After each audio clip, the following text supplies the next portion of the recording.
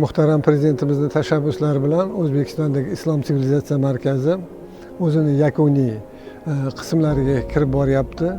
O'tgan davr ichida biz aytishimiz mumkinki, muhtaram Prezidentimiz avvalambor buni tashabbus qildilar va qolaversa boshidan shu paytgacha uni boshqarib, kerakli tavsiyalarni berib o'tdilar. Ko'plab Islom sivilizatsiya markazini keyingi faoliyatiga bog'liq bo'lgan, uni yakunlanish bilan bog'liq bo'lgan o'zlarini fikrlarini va tavsiyalarini aytib o'tdilarki, bu fikrlar albatta mana shu Islom sivilizatsiya markazini yanada takomillashtirishga so'zsiz xizmat qiladi.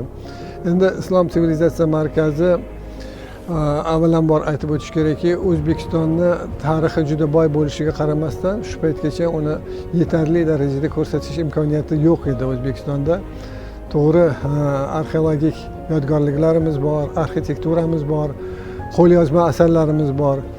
Lekin afsuski ularni yakdil qilib bitta konsepsiyaga joylashtiradigan biror bir majmua yo'q edi.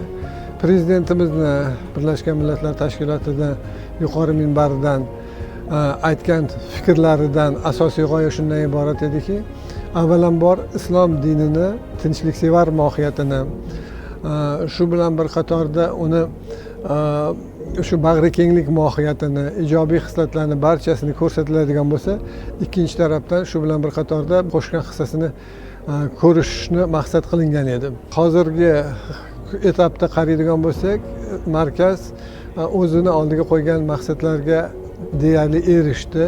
O'zbekistonni 3000 yilligini tarixini qamrab oluvchi qadimgi davrdan bugungi kungacha bo'lgan ekspozitsiya yaratildi va bu ekspozitsiya eng noyob artefaktlar bilan boyitildi.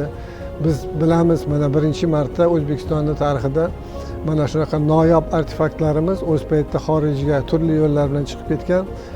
Prezidentimizning tashabbuslari bilan O'zbekistonga qaytib, mana shu Islom sivilizatsiya markazida o'zini mujassamini topdi.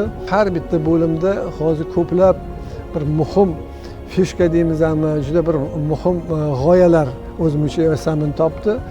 Mana siz bilan biz turgan joy bu birinchi Renessans deb ataladi. Bu yerda ko'plab o'sha diniy ulamolar, aniq va tabiiy fanlardagi allomalarning kashfiyotlari bor.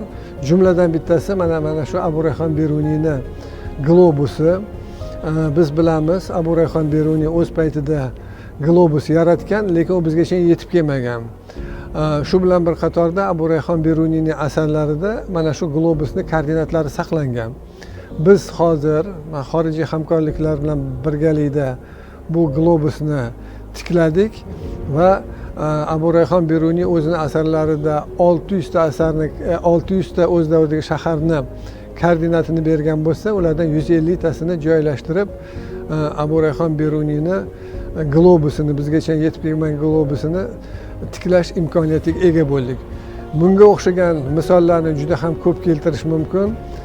Bir so'z bilan aytish kerakki, mana shu tashkil etilgan Islom sivilizatsiya markazi o'zini mohiyatiga ko'ra dunyodagi yagona, bunga o'xshagan analogi yo'q Islom sivilizatsiya markaziga aylandi va tabiiyki bunga kirgan tashrifchilar avvalambor o'zimizni xalqimiz, yoshlarimiz O'zbekistonning buyuk tarixga ega ekanligidan g'ururlanadilar.